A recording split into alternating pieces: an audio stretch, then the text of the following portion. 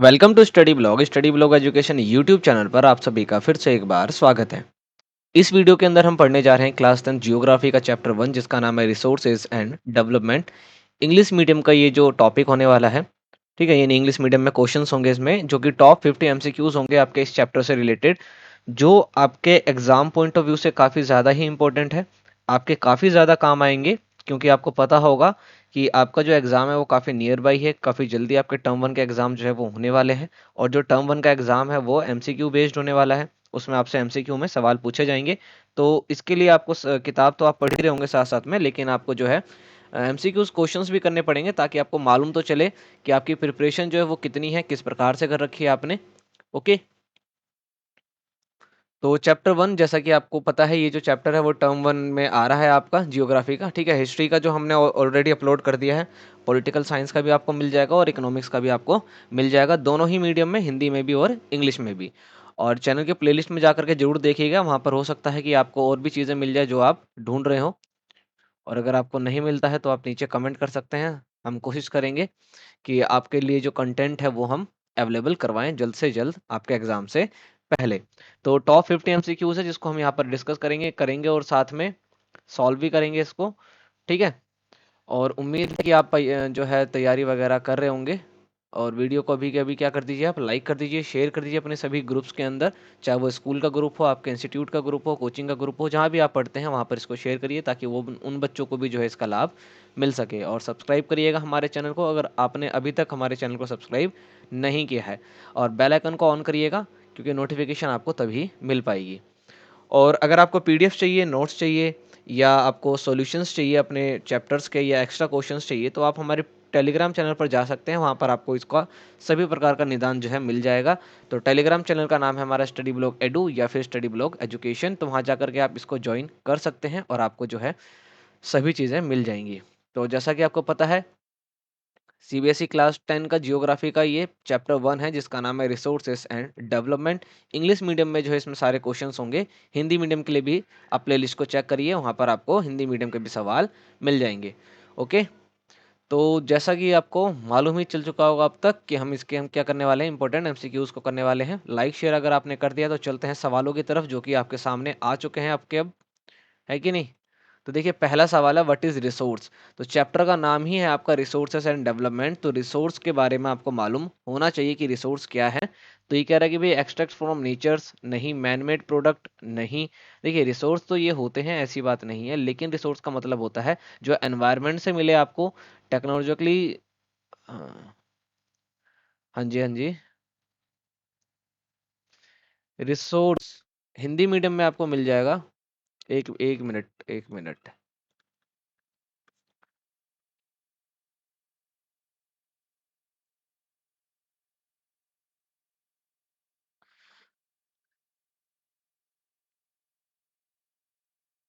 चलिए चलिए, चलिए कोई बात नहीं। तो ठीक है, रिसोर्स की बात हुई है, तो रिसोर्स का मतलब होता है जो आपको आपके आसपास के एनवायरनमेंट से मिलता है, जो भी जिसको आप टेक्नोलॉजी के द्वारा एक्सेस करते हैं, इकोनॉमिकली जो है आपके लिए फ़ायदेमंद हो, और कल्चरली जो है वो आप उसको एक्सेप्ट कर सकें। मतलब कि ऐसी चीज़ जो आपके पर्यावरण से आपको मिलती है, जिसको आप टेक्नोलॉजी के माध्यम से यूजेबल बनाते हैं, ठीक है, और आपकी इकोनॉमी के अकॉर्डिंग होनी चाहिए वो। पहली चीज़ तो ये कि जैसे कि किसी को ईंधन चाहिए, तो ऐसा ना हो कि भाई वो इतना ज़्यादा महंगा हो कि आप खरीद ही ना सके आप। तो भैया, अगर आप खरीद ही नहीं सकेंगे ऐसी चीज़ को, तो वो आपके लिए रिसोर्स थोड़ी हुआ। तो इकोनॉमिकली भी सही होनी चाहिए वो, और दूसरी चीज़ आपके जो है कल्चर में वो चीज़ एक्सेप्ट हो सके, ठीक है। तो ये सारी चीज़ें जो हैं, क्योंकि ये सब कुछ एनवायरनमेंट से जुड़ा हुआ है, रिसोर्स का डायरेक्टली कनेक्शन कहाँ से है, एनवायरनमेंट से। ओके। हाँ, रिसोर्स के टाइप होते हैं, नेचुरल रिसोर्सेज, मैनमेड रिसोर्सेज और एक ह्यूमन रिसोर्सेज, तो तीन तरह के इसके टाइप होते हैं। लेकिन रिसोर्स एक्चुअल में क्या है, जो आपको एनवायरनमेंट से जो भी चीज़ें मिलती हैं, तो इसका आप ध्यान रखेंगे। ओके। तो ऑप्शन नंबर सी इसका बिल्कुल ही राइट आंसर है। क्वेश्चन नंबर 2 है the process of transformation of things available in are environment involves N interactive relationship between, कह रहा है the process of transformation of things available in are environment, जो भी हमारे एनवायरनमेंट के अंदर हमारे लिए जो भी वस्तु जो है अवेलेबल है, उसका जो ट्रांसफ़र किया जाता है, ठीक है, उसका जो यूज़ किया जाता है या उसको जो यूज़ बनाया जाता है, तो वो पूछा जा रहा है कि भाई इसका रिलेशनशिप किसके साथ इसका रिलेशन हो सकता है। तो काफ़ी आसान सा क्वेश्चन है, समझना बहुत ज़रूरी है। तो देखिए नेचर के साथ होगा, क्योंकि एनवायरनमेंट में जो भी चीज़ें हैं वो तो नेचर के अंदर ही आती है। दूसरा, इसको अगर आप यूज़ कर रहे हैं तो आप आजकल देख रहे होंगे कि भाई टेक्नोलॉजी का ज़माना आ चुका है और इंस्टीट्यूशन जहाँ पर इसको दोबारा से बनाने की कोशिश या सिखाया जाता है। तो नेचर तो अपने आप इन्वॉल्व होगा, क्योंकि भाई चीज़ें जो हैं वो नेचर के अंदर ही है। दूसरा, टेक्नोलॉजी का यूज़ किया जाता है उस चीज़ों को इस्तेमाल करने लायक बनाने में, और भाई जहाँ पर बनाया जाता है वो कोई ना कोई संस्था होगी जहाँ पर उसके लिए पढ़ाया भी जाता ही होगा। तो ऑप्शन नंबर बी इसका राइट आंसर है।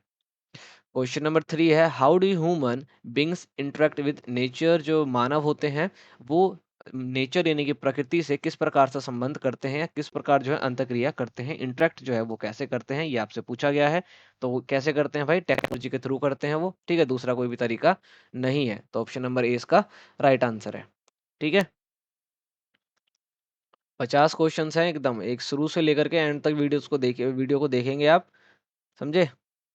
क्वेश्चन नंबर 4 है, are resources free gifts of nature and how. कह रहे क्या जो रिसोर्स हमारे को आज अवेलेबल है, क्या ये फ्री गिफ्ट है नेचर का, और अगर है तो कैसे है, ये आपसे पूछा गया है।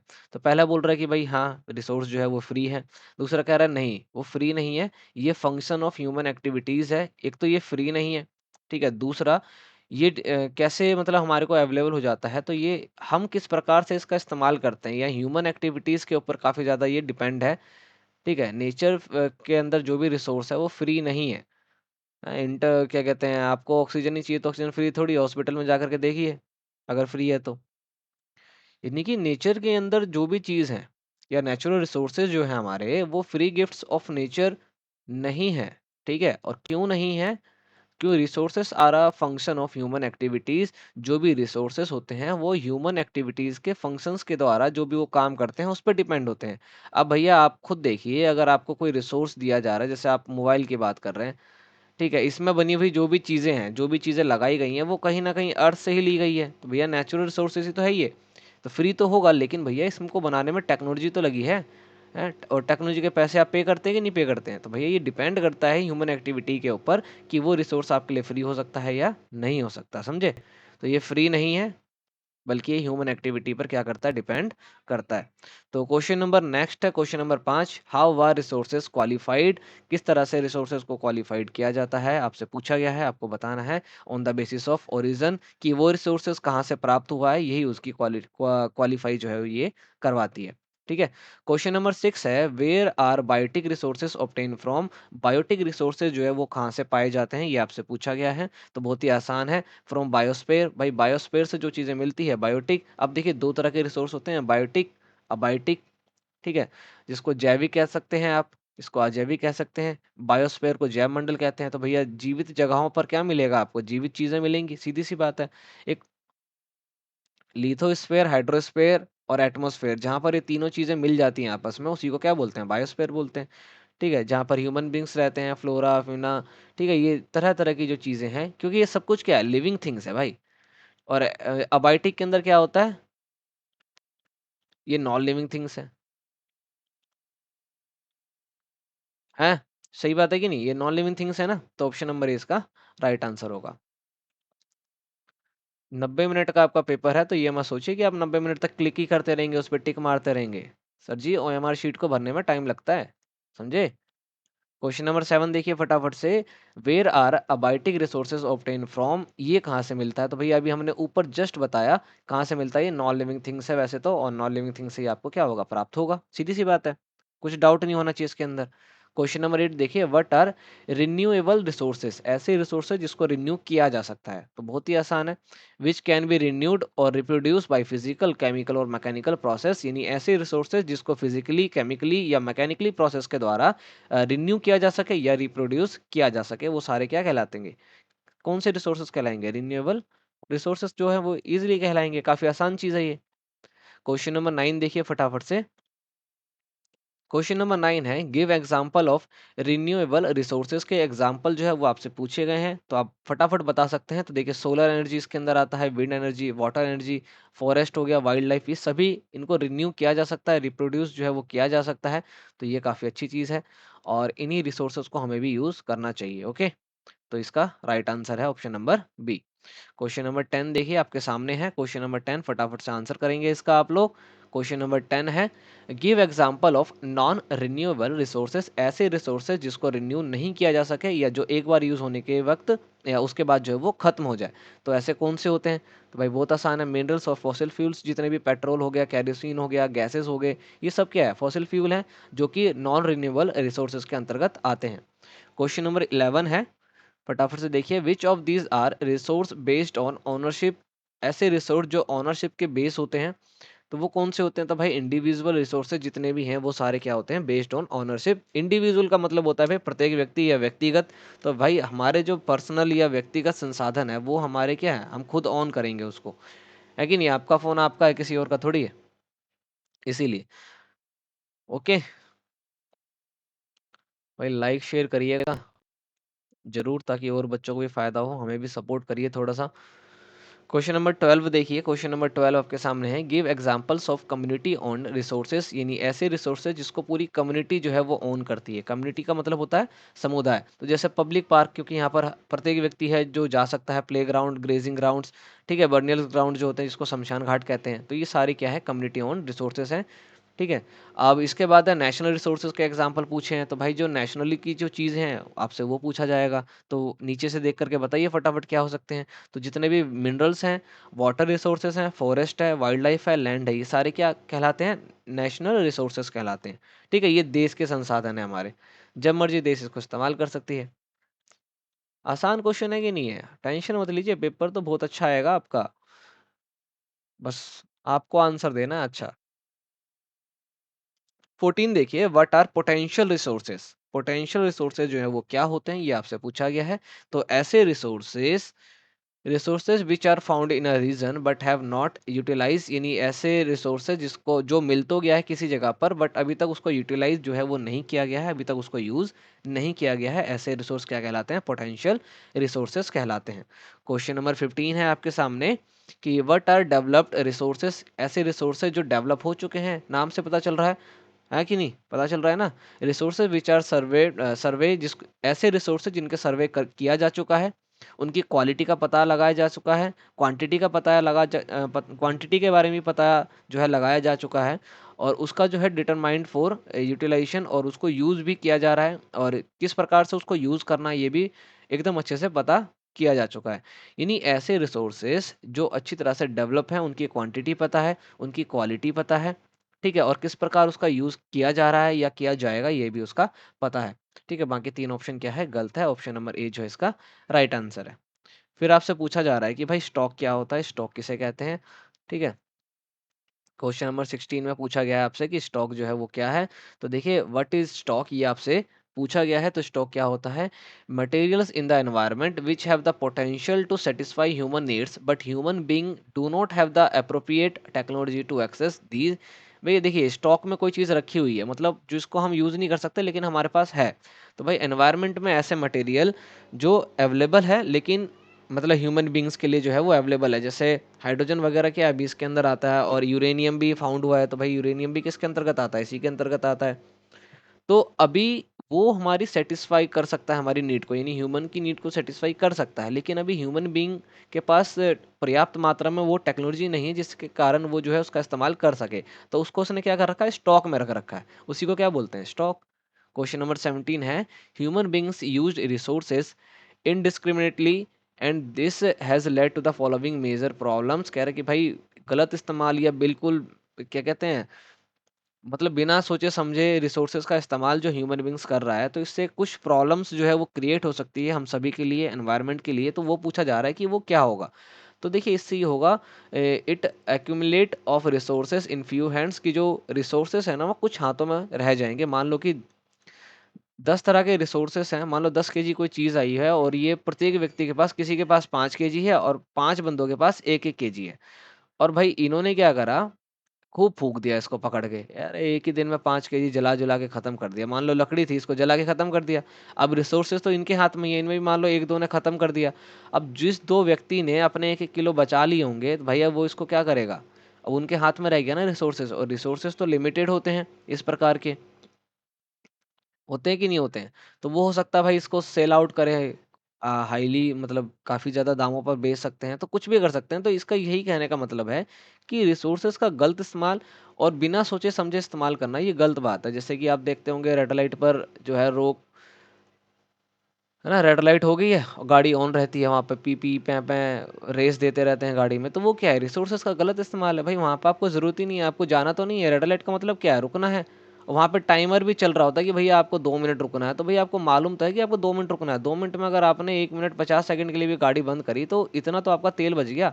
और आपका ही तेल नहीं बचा, जो इतने टाइम में आपने तेल जला दिया होगा या जो आप जलाएंगे, वो हो सकता है पेट्रोल पंप से किसी और को मिल जाए, तो भैया इसका भी भला हो जाए। क्योंकि रिसोर्सेज जो है वो सभी के हैं और सभी को जो है इसका यूज करना है। ओके, यूज करना है, मिसयूज नहीं करना। मिसयूज किसी भी चीज का अति कर देना या कुछ ज्यादा ही यूज कर देना, वो नुकसान नुकसान ही पहुंचाता है। ओके, क्वेश्चन नंबर 8 है, what is sustainable sustainable development जो है वो पूछा जा रहा है आपसे। तो वो क्या होता है ये आपको मालूम होगा कि development should take place without damaging the environment, keeping in the mind the future of generation. यानी इस प्रकार के डेवलपमेंट जिससे एनवायरनमेंट को कोई भी नुकसान ना हो और फ्यूचर भी, जो फ्यूचर वाली जनरेशन है, जो भी हमारी आने वाली पीढ़ी है भाई, उसको भी इसका लाभ मिल सके। इस तरह के डेवलपमेंट को क्या बोलते हैं, सस्टेनेबल डेवलपमेंट। ठीक है, एक होता है अनसस्टेनेबल डेवलपमेंट जिसमें एनवायरनमेंट को नुकसान होता है। समझे। क्वेश्चन नंबर 19 है, तो भैया आप भी इसी प्रकार से जो है इस्तेमाल करें रिसोर्सेज को, चाहे आप किसी भी चीज़ का इस्तेमाल कर रहे हो, लिमिटेड क्वांटिटी में करिए और यूज़ करिए, मिसयूज मत करिए। क्वेश्चन नंबर 19 देखिए। क्वेश्चन नंबर 19 है, why do we need resources planning. हमें रिसोर्स प्लान जो है क्यों करना पड़ता है, या हमारे को संसाधन को किस प्रकार इस्तेमाल करना है, इसके लिए हमारे को प्लानिंग क्यों करनी पड़ती है। तो because of enormous diversity in the ability of resources, क्योंकि रिसोर्सेज अलग अलग रीजन में क्या है, अलग अलग होते हैं। ठीक है भाई, कहीं पर ज़्यादा है कहीं पर कम है। आपने पता लगा जहाँ ज़्यादा है वहाँ से तो आपने यूज़ कर लिया दबा करके, और जहाँ कम है वहाँ पे कमी पड़ गई। तो आपको प्लान करना पड़ता है कि भाई आपके पास जो है रिसोर्सेज इतनी ही क्वांटिटी में है, तो आप अच्छे से इसको प्लान करिए कि इसका इस्तेमाल जो है आप किस प्रकार करेंगे। समझे कि नहीं समझे, ताकि फ्यूचर की जनरेशन भी इसका इस्तेमाल कर सके और सभी लोगों को इसको जो है, मतलब सभी लोगों को ये जो है प्राप्त भी हो सके। तो ये इसका मेन प्रोसेस होता है, मेन रीज़न है कि हमारे को रिसोर्स के लिए प्लानिंग करनी पड़ती है। क्वेश्चन नंबर 20 है, what does resource planning in India involve. India के अंदर रिसोर्स प्लानिंग के अंदर क्या इन्वॉल्व जो है वो किया जाता है, ये पूछा जा रहा है आपसे। तो इंडिया के अंदर बेसिकली क्या है भाई, सर्वे की जाती है, मैपिंग की जाती है, क्वालिटी चेक करी जाती है, क्वांटिटी चेक करी जाती है। ठीक है, मेजरमेंट किया जाता है रिसोर्सेज का। तो ये सभी चीज़ें जो है इंडिया के रिसोर्स प्लानिंग में इन्वॉल्व होती हैं। ठीक है, 1 मिनट का टाइम दीजिए एक बार। नेक्स्ट क्वेश्चन देखिए, question number 21, why is conservation of resources important. भाई रिसोर्सेस को कंजर्व करना ज़रूरी क्यों है, बहुत ही आसान सा क्वेश्चन है। क्योंकि अगर इसका कहीं गलत इस्तेमाल हो या इरेशनल कंजप्शन हो कहीं पर, भाई कोई पता लगे एकदम मतलब दबा के फूक रहा है आराम से और कहीं पे मिल ही नहीं रहा। मतलब कहीं हो सकता है ना कि भाई कहीं पर फॉरेस्ट इतने ज़्यादा कि लोग एवं ही जो है लकड़ियाँ जला रहे हैं, और कहीं हो सकता है भाई किसी को खाना बनाना हो, उसको बेचारे को नहीं मिल रहा हो। तो रिसोर्सेज को कंजर्व करना बहुत ज़रूरी है। ठीक है, चाहे वो वाटर रिसोर्सेस हो, चाहे वो फॉरेस्ट रिसोर्सेस हो, कोई भी हो वो। ठीक है, जो भी चीज़ें रिसोर्स हैं उनको कंजर्व जो है करना पड़ेगा, क्योंकि irrational consumption and over utilisation of resources में lead to socio economic and environmental problem. क्योंकि अगर इसको कंजर्व नहीं किया तो ये जा करके आगे क्या करेगा, सामाजिक आर्थिक स्थिति से जो है हमारे को नुकसान देगा और पर्यावरण को भी क्या करेगा, ये नुकसान पहुंचाएगा। तो बी इसका राइट आंसर है। ओके, क्वेश्चन नंबर 22 देखिए, which type of land is not used for cultivation. किस तरह की जमीन जो है कल्टीवेशन के लिए यूज नहीं की जा सकती है, ये आपसे पूछा गया है। ऐसा land put land put to non agriculture uses, जैसे कि बिल्डिंग हो गए, रोड्स हो गए, फैक्ट्रीज हो गई। तो भैया इनकी जो ज़मीन है उसको कल्टीवेशन के लिए यूज़ नहीं किया जा सकता, जबकि ब्लैक सोइल को किया जा सकता है। हर प्रकार के ज़मीन को इस्तेमाल किया जा सकता है। ठीक है, और जिसके ऊपर ऑलरेडी क्रॉप चल रहे हुए हैं, मतलब जहाँ पर पहले से ही खेती हो रही है, तो उसको तो किया ही जा सकता है। लेकिन इस तरह के जो नॉन एग्रीकल्चर यूजेस के जो लैंड है, जहाँ पर एग्रीकल्चर नहीं किया जा सकता, जैसे कहीं पर बिल्डिंग बन रही है, रोड बन रहा है, भाई रोड तोड़ के थोड़ी आप खेती करोगे, है ना। तो उनको नहीं किया जा सकता। 22 क्वेश्चन हो गए हमारे। चलिए आगे देखते हैं। देखिए अगला क्वेश्चन देखिए, क्वेश्चन नंबर 23, व्हाट आर फेलोलैंड्स। ये क्या होते हैं, ये आपको पता होना चाहिए। ठीक है, ये क्या होते हैं, करंट फैलो जैसे कि left without cultivation for one और less than one agriculture year, यानी कि पूरे एक कृषि साल के लिए किसी एक जगह को क्या कर रखा है उसने, छोड़ दिया है बिल्कुल ही, लेफ्ट विदाउट कल्टीवेशन, बिना खेती करे जो है उसको छोड़ दिया है। तो ऐसे एरिया को ऐसे जमीन को क्या बोलते हैं, फैलो लैंड्स। ओके, अगला क्वेश्चन देखिए, क्वेश्चन नंबर बहुत ही अच्छा क्वेश्चन है, नाइन्थ में भी है ये सवाल। What is the total geographical area of India? तो 3.28 मिलियन स्क्वायर किलोमीटर, इतने मिलियन, ठीक है, स्क्वायर किलोमीटर, किलोमीटर स्क्वायर जिसको कहते हैं, इतना हमारे भारत का क्षेत्रफल है, एरिया। ओके, क्वेश्चन नंबर 25 आपके सामने है। वेस्ट लैंड इंक्लूड्स, जो वेस्ट लैंड होते हैं उसमें क्या इंक्लूड होगा, आपको ऑप्शन पढ़ना है और आंसर देना है। तो उसमें क्या होगा, rocky, arid and desert area. इस एरिया को वेस्ट लैंड कहते हैं क्योंकि यहाँ पर खेती वगैरह कुछ भी नहीं की जा सकती और काफ़ी सारी चीज़ें जो है यहाँ पर नहीं की जा सकती है। नदी नाले भी यहाँ पर नहीं आ सकते हैं क्योंकि ये डेजर्ट वाला एरिया इतना सूखा होता है कि आप पानी लेकर के आएंगे तो भाई ये रास्ते में सूख जाएगा। क्वेश्चन नंबर 27 है आपके सामने। Dash percent of our basic need for food, shelter and clothing are obtain from land. कितने प्रतिशत हमारी बेसिक जो नीड्स हैं हमारी, जैसे कि खाना हो, रहना हो या कपड़े वगैरह हो, जो हम लैंड से ऑब्टेन करते हैं, ये आपसे पूछा गया है। मोस्ट इंपोर्टेंट क्वेश्चन है। 95%, it is about 95% of our basic needs for food, shelter and clothings are obtain from land. तो इसलिए भाई लैंड रिसोर्सेज काफ़ी इंपॉर्टेंट है। हर प्रकार का रिसोर्स जो है वो काफ़ी ज़रूरी है। ठीक है, आपको कंजर्व करना आना चाहिए और कंजर्व करना पड़ेगा क्योंकि एक टाइम ऐसा आ जाएगा जब आप इसको कंजर्व नहीं करेंगे तो फिर आपको दिक्कत जरूर होगी।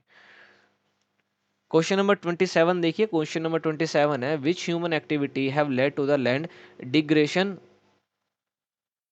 ठीक है, हाँ जी हाँ जी। तो डिफोरेस्टेशन, ओवरग्रेजिंग, यानी भाई ह्यूमन की ऐसी कौन सी एक्टिविटी है जिस कारण जो जमीन है वो खराब हो जाती है? तो भैया डिफोरेस्टेशन आप करोगे तो जमीन खराब हो जाएगी। ओवरग्रेजिंग करोगे भाई, जरूरत से ज़्यादा चराओगे अपनी गाय बछड़ों को, तो वहाँ पर तो वो भी क्या हो जाएगी, खराब हो जाएगी। ठीक है, तो उसकी जो ग्रेडिंग है वो क्या हो जाएगी, लैंड की खराब हो जाएगी। तो ऑप्शन नंबर ए इसका राइट आंसर था। क्वेश्चन नंबर 28 है आपके सामने, उसको देखिए आप एक बार जल्दी से। क्वेश्चन नंबर 28, ठीक है, क्वेश्चन नंबर 28 देखिए, जो सबसे ऊपर है आपको नजर आ रहा होगा। How can we solve the problems of land degradation? कि भैया लैंड डिग्रेडेशन की जो प्रॉब्लम है उसको हम कैसे सॉल्व कर सकते हैं, ये आपसे पूछा गया है। तो भाई अफोरेस्टेशन, यानी कि आप जंगलों का भाई अफोरेस्टेशन करिए आप, यानी कि भाई फॉरेस्ट लगाइए, तो ये जो समस्या है ये सॉल्व हो जाएगी। ठीक है, और हमारे को भाई पेड़ पौधे उगाने चाहिए, उनकी देखभाल भी करनी चाहिए क्योंकि हमारा फ्यूचर ही वही है, हमारे को बेसिकली ऑक्सीजन देता है वो। ठीक है, कितनी अजीब सी बात है ना कि पेड़ हमारे को ऑक्सीजन देता है। अगर ये हमारे को फ्री वाईफाई देता ना, तो भैया हर एक के घर में 10-10 पेड़ लगे होते हैं। पर ये केवल हमें ऑक्सीजन देता है जिस कारण हम क्या रहते हैं, जिंदा रहते हैं। तो भैया इसको काट देते हो तुम लोग। पेड़ उगाओ भैया, पेड़ उगाओ, समझे, बिना ऑक्सीजन के क्या जीवित रहोगे। पेड़ उगाओ, कंजर्व करो, डिफोरेस्टेशन वगैरह काफ़ी ज़्यादा हो गया है, उसको कम करिए, अपने रिसोर्सेज का इस्तेमाल करिए, बेसिकली दिमाग का इस्तेमाल करिए, समझे। मुफ्त का चंदन मत घिस मेरे नंदन, समझे कि नहीं। क्वेश्चन नंबर 29 देखिए, what are the factors responsible for soil formation? Soil formation के लिए किस तरह के फैक्टर्स जो हैं वो रिस्पॉन्सिबल होते हैं, ये आपसे पूछा गया है। तो टेम्परेचर में चेंज होगा तब भी सॉइल फॉर्मेशन में जो है डिफरेंसेस आपको देखने को मिलेंगे। वहाँ का पानी कैसा है, हवा कैसी चलती है, ग्लेशियर है कि नहीं है, एक्टिविटी कैसी है वहाँ की, डिकम्पोजर यानी कि जो मिट्टी में जिस प्रकार के कीट पकौड़े, या पकौड़े कह रहा हूँ, कीट कीट जो मकोड़े रहते हैं, ठीक है, तो उससे पता चलेगा कि भाई वहाँ की जो मिट्टी है वो कैसी बनेगी। टेम्परेचर कैसा है वहाँ का, टेम्परेचर बहुत ज़्यादा है तो मिट्टी ड्राई होगी, टेम्परेचर बहुत कम है मिट्टी गीली होगी, भाई उपजाऊ मिट्टी होगी। पानी काफ़ी अच्छा अगर वहाँ पर होगा तो उपजाऊ मिट्टी होगी। हवा अगर मान लो कहीं पे मिट्टी बढ़िया है लेकिन हवा बहुत चलती है तो मिट्टी क्या होगी, वहाँ से उड़ करके कहीं और चली जाएगी, है कि नहीं है। तो ये सभी फैक्टर्स जो है वो उस पर डिपेंड करते हैं कि मिट्टी जो है वो कैसी बनेगी। क्वेश्चन नंबर 30 है, which is the most widely spread soil in India? सबसे ज़्यादा इंडिया के अंदर कौन सी मिट्टी जो है वो पाई जाती है, वो आपसे पूछा गया है। तो वो है एलुवियल सॉइल, जो है सबसे ज़्यादा इंडिया में पाई जाती है, सबसे ज़्यादा इंडिया में स्प्रेड हुई पड़ी है। ओके, तो 30 क्वेश्चन हमारे हो चुके हैं, 20 हमारे और रहते हैं। क्वेश्चन सबको अच्छे ही लग रहे होंगे, आपकी प्रैक्टिस हो रही होगी या आपको पता चल रहा होगा कि आपको कितना आता है। ओके, क्वेश्चन नंबर 31 है, which important river system have set the alluvial alluvial soil मतलब किस तरह का जो रिवर सिस्टम है वो सेट करता है कि कैसा जो है एलुवियल सॉइल जो है वो होगा। तो गंगा, इंडस, कावेरी या बीस या सतलुज, कौन सी नदी है वो आपसे पूछा गया है। कौन सी नदी है भाई? गंगा और Indus.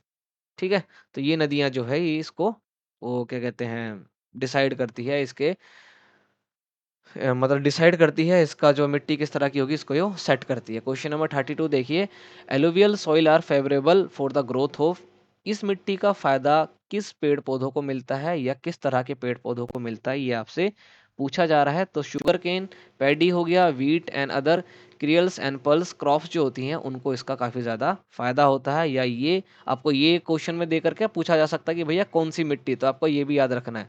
Question is related to your answer and your answer is related to your result, okay, ध्यान रखिएगा इस चीज का।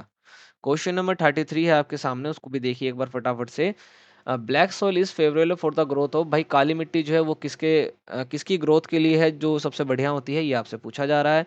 तो किसकी ग्रोथ के लिए होती है भाई वो, तो वो कॉटन के लिए होती है। ठीक है, कपास जिसको कहते हैं हिंदी में, कपास कहिए, रुई कहिए, ठीक है, रुई भी इसी से बनता है। तो कपास जो है यानी कि कॉटन जो उगाया जाता है, कॉटन का पौधा जो होता है वो किस मिट्टी पे लगाया जाता है, तो ब्लैक सॉइल पर।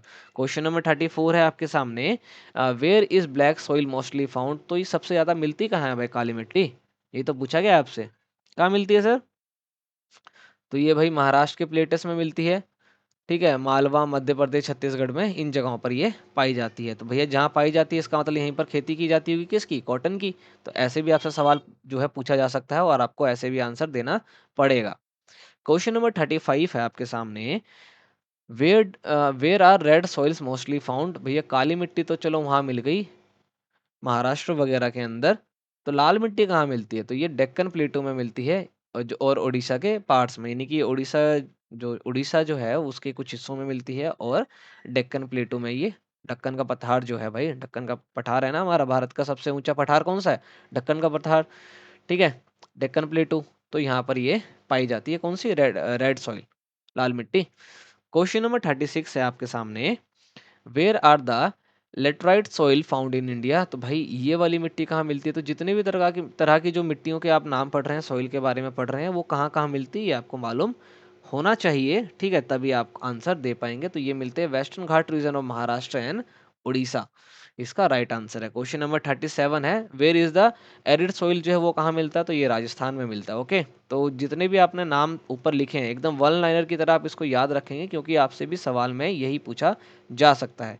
क्वेश्चन नंबर 38 जो है, the land become unified for cultivation and is non, जो भाई लैंड होती है यानी जमीन जो है वो यूनिफाइड हो जाए, यानी कि बिल्कुल यूनिफिट, कहने का मतलब एकदम अनफिट, सॉरी अनफिट है ना ये, पता नहीं क्या हो गया, क्या क्या दिख रहा है, अनफिट, जब भाई ऐसी जमीन जो खेती के लिए फिट ना हो, ऐसी जमीन को क्या कहते हैं, ये आपसे पूछा गया है। तो उसको बैड लैंड यानी कि बेकार जमीन कहा जाता है। ठीक है, बंजर भी कह सकते हैं ना आप, बंजर जमीन जहां पर कल्टीवेशन नहीं की जा सके, खेती ना ना की जा सके। The land become unfit for cultivation and is known as bad land. Okay, हो जाता है सर, क्या करें, वीडियोस इतनी ज़्यादा बनानी पड़ रही है अभी। क्लास 9th की हो गई, इंग्लिश में, हिंदी मीडियम में काफ़ी ज़्यादा है, तो नींद वगैरह भी पूरी नहीं हो रही है, अभी भी नींद सी आ रही है एकदम। ठीक है, तो इस वजह से हो जाता है सर कभी कभी, क्या करें। What is soil arisen, soil arisen जो है वो क्या है, ये आपसे पूछा गया है, काफ़ी आसान सा सवाल है। ठीक है, और सॉइल एरोजन का मतलब हो गया कि भैया मिट्टी का धुल जाना, एक जगह से दूसरी जगह मूव हो जाना। क्वेश्चन नंबर 40 है, the process of dash and dash go on simultaneously and generally there is a balance between the two, दो प्रोसेस का नाम पूछा जा रहा है। ठीक है, जो साइमल्टेनियसली जो है काम करते हैं, तो फटाफट बताइए वो क्या है, तो सॉइल फॉर्मेशन एंड इरोजन, क्योंकि भैया मान लो यहाँ पर मिट्टी बहुत ज़्यादा है, यहाँ से एरोजन होकर के गया कहीं पर, और यहाँ मिट्टी कम है तो ये उड़ करके यहाँ चला जाएगा, तो एक बारी में यहाँ पर एरोजन हो गया और यहाँ पर फॉर्मेशन हो गया। ठीक है, तो ये एक साथ ही काम करते हैं। ठीक है सर, क्वेश्चन नंबर 41 देखिए आप फटाफट से। क्वेश्चन नंबर 41 है, why is the balance between the to disturb, why is the balance between the to disturb, ये आपसे पूछा गया है। तो ठीक है, हाँ जी, यही यही ये सवाल एकदम। Due to human activities like deforestation, overgrazing, construction and mining, इसके कारण क्या होता है भाई, जो हमारी ज़मीन वगैरह वो क्या होती है, डिस्टर्ब हो जाती हैं। तो हमें उसके बीच में क्या करना पड़ता है, बैलेंस बना के रखना पड़ेगा। डिफॉरेस्टेशन अगर आपको हो रहा है तो भैया फोरेस्टेशन यानी कि जंगल को ज़्यादा उपजाएँ, पेड़-पौधों को लगाएँ। ओवरग्रेजिंग ना कराएँ, कंस्ट्रक्शन और माइनिंग जो है इसको लिमिटेड किया जाए। अब आप जो है अगर रिसोर्सेज का इस्तेमाल कम करेंगे या एकदम लिमिटेड करेंगे तो माइनिंग भी क्या हो जाएगी, कम हो जाएगी, और फ्यूचर यूज के लिए हमारा रिसोर्स जो है वो बच जाएगा। क्वेश्चन नंबर 42 है, the running water cuts through the clay soil and makes deep canals, deep deep channels known as, उसको क्या कहते हैं। तो ये बहुत ही आसान सा क्वेश्चन है। जो पानी जब चलता है यानी कि जब पानी बह रहा होता है तब जो मिट्टी को काटता है, ठीक है, और मिट्टी को काटेगा तो फिर बीच में गड्ढा कर देता है, उसको क्या कहते हैं, ये आपसे पूछा गया है इसके अंदर। क्या करता है उसको, क्या कहते हैं उसको, गलीज, ठीक है। तो गलीज उसको कहा जाता है जहां पर पानी जो है वो मिट्टी को काटता है। नेक्स्ट क्वेश्चन है question number 43, when the top soil is washed away what is called, जब ऊपर की मिट्टी जो है वॉश अवे हो जाती है वाटर के द्वारा तो उसको क्या कहते हैं, ये आपसे पूछा गया है इसके अंदर। तो उसको क्या कहते हैं, उसको कहते हैं शीट एरोजन, ठीक है। क्योंकि ऊपर की लेयर भाई एक जो है हट करके चली गई है, इसको क्या बोलेंगे, शीट एरोजन। एरोजन मतलब हो गया भाई मूव हो जाना एक जगह से दूसरी जगह, ओके, मिट्टी का कट करके जो मिट्टी चली जाती है। क्वेश्चन नंबर 44 है, what is strip cropping, strip cropping जो है वो क्या है, ये आपसे पूछा गया है। काफी आसान सा सवाल है ये, ठीक है, फटाफट बताइए वो क्या होता है। Strip of grass are left to grown between the crops, अनाजों के बीच में क्या करते हैं, क्या किया जाता है भाई, घासों को उगाना। स्ट्रिप मतलब लेयर के अंदर, ठीक है, तो उसको स्ट्रिप क्रॉपिंग कहते हैं। व्हाट आर शेल्टर बेल्ट्स, ये क्या चीज़ है, ये आपसे पूछा गया है, फटाफट बताइए क्या होता है ये। Planting lines of trees to create the shelter, line से प्लांट को, ट्री को उगाना जो कि एक शेल्टर का काम करे, एकदम बाउंड्री की तरह काम करे, ओके। क्वेश्चन नंबर 46 की ओर चलते हैं, आपके सामने ही है ये। Question number 46, what is the contribution of shelter belts, जो शेल्टर बेल्ट्स होते हैं उसका क्या कंट्रीब्यूशन होता है, आ, मिट्टी को बचाने में या पानी को बचाने में, किसी भी चीज में उसका जो है क्या कंट्रीब्यूशन होता है, क्या भाग होता है, ये आपसे पूछा गया है। तो ये क्या करता है, to to the stabilisation of sand dunes, जो सैंड डंस होते हैं उसको क्या करता है, स्टेबल करता है, मिट्टी को कटने से बचाता है, ये सबसे अच्छी बात इसकी ये होती है, ठीक है। क्वेश्चन नंबर 47 है, which one of the following type of resources is iron ore, ठीक है, लौह अयस्क के बारे में पूछा गया है, जहाँ भी एक से ज़्यादा, काफ़ी ज़्यादा मात्रा में कोई मिनरल्स मिलते हैं उसको ओर कहते हैं, ठीक है, ये कोई भी एलिमेंट्स। तो पूछा जा रहा है कि ये किस तरह का होता है भाई, कौन सा टाइप ऑफ रिसोर्स में आएगा, ये रिन्यूएबल में आएगा, नॉन रिन्यूएबल में आएगा, बायोटिक में आएगा या अबायोटिक में आएगा, किस में आएगा ये, तो ये अबायोटिक के अंदर आएगा, क्योंकि भाई आयरन और जो है बेसिकली आयरन क्या है, नॉन लिविंग थिंग्स है कि नहीं, लिविंग थिंग तो नहीं है ना सर आपके नज़रों में। क्वेश्चन नंबर 48 देखिए फटाफट से, how can resources be classified, classified, भाई रिसोर्सेज जो है उसको किस प्रकार से जो है क्लासीफाई किया जाता है, basis of origin, basis of colour, basis of use, basis of area, आपको मालूम चल गया होगा इसका आंसर क्या है, ठीक है, basic of on the basis of origin, कि भाई कहाँ से वो हमारे को प्राप्त हुए हैं, इसके अकॉर्डिंग उसको क्लासीफाई किया जाता है। बेसिस, हाँ जी, हाँ जी, वही पूछा गया था। क्वेश्चन नंबर 49 है, what type of a resources are rocks, किस तरह के रिसोर्सेज जो है वो चट्टान कहलाती है, अबायोटिक, रिन्यूएबल, पोटेंशियल या बायोटिक, ये आपसे पूछा गया है। तो कौन से होंगे भाई, अबायोटिक के अंदर ही आएगा ये, रॉक्स मिट जो चट्टाने होती है वो भी किसके अंदर आएंगी, अबायोटिक के ही अंदर आएंगी, ओके। लास्ट क्वेश्चन है इस वीडियो का, what water is the dam, water in the dams, forest, etc. is a dash resources which can be used in future. Water जो डैम्स के अंदर पानी है, जो जंगलों में पानी होता है, ये किस तरह का रिसोर्सेज है जो फ्यूचर में यूज किया जा सकता है, आपसे पूछा गया है। तो ये रिजर्व करके रखते हैं भाई, ठीक है, रिजर्व रिसोर्स है ये, वाटर को क्या करते हैं डैम में रिजर्व करके रखा जाता है ताकि फ्यूचर इसका इस्तेमाल किया जा सके फ्यूचर में। जैसे कहीं पर बारिश नहीं हुई और अगर आपको वहाँ पर सिंचाई वगैरह के लिए पानी भिजवाना है तो यहाँ से भिजवा दिया जाता है। तो ये रिजर्व, क्योंकि देखो आप खुद से देखिए ना, डैम्स के अंदर पानी को क्या करते हैं, रिजर्व करके रखते हैं, भर के रखते हैं ना, तो रिजर्व रिसोर्स जो है ये कहलाते हैं, ओके। सही है कि नहीं। तो 50 क्वेश्चन हमने यहाँ पर कर लिए हैं। उम्मीद है आपको सवाल जो है अच्छे लगे होंगे, आपको पता चला होगा कि आपकी प्रिपरेशन जो है वो कैसी है। तो 50 में से आपको कितने आते थे या आपके कितने सही गए हैं, नीचे आप हमारे को कमेंट करिएगा, ठीक है, कमेंट करके बताइएगा। और हिस्ट्री, ठीक है, हिंदी या इंग्लिश, किसी भी मीडियम में, जियोग्राफी हिंदी या इंग्लिश, पॉलिटी हिंदी या इंग्लिश, और इकोनॉमिक्स हिंदी या इंग्लिश, और साइंस, अभी इंग्लिश मीडियम में ही साइंस की वीडियो जो है अवेलेबल है। आपको ये सारी वीडियो जो है प्लेलिस्ट में मिल जाएगी, तो आप वहाँ से जा करके इसको देख सकते हैं। ओके, तो प्लेलिस्ट में चेक करिएगा, वहाँ पर आपको ये सभी वीडियोस मिल जाएंगी।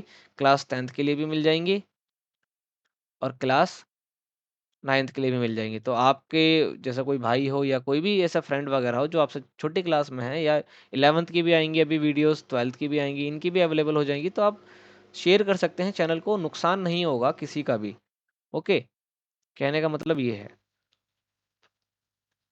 आप बुक को पढ़ते रहिएगा, क्योंकि सारे सवाल, कोई से भी सवाल बनेंगे वो बुक से बनेंगे। एमसीक्यूज को देखिए आप, एमसीक्यूज की जो पीडीएफ है आपको मिल जाएंगी टेलीग्राम चैनल से, तो वहाँ पर आप इसको ले सकते हैं और अपने रिजल्ट को अच्छा बनाइए। ठीक है, और आपके एग्जाम के लिए आपको बेस्ट ऑफ लक। अच्छे से मेहनत करिए, अच्छे से नंबर लाइए, माता पिता का नाम रोशन करिए, और अपने गुरुओं का नाम रोशन करिए, स्कूल का, समाज का, देश का नाम रोशन करिए। आपके ऊपर ही, आप भविष्य हैं हमारे देश का, तो आपको जिम्मेदारी लेनी ही पड़ेगी। ठीक है, तो मिलेंगे नेक्स्ट वीडियो में, तब तक के लिए जय हिंद।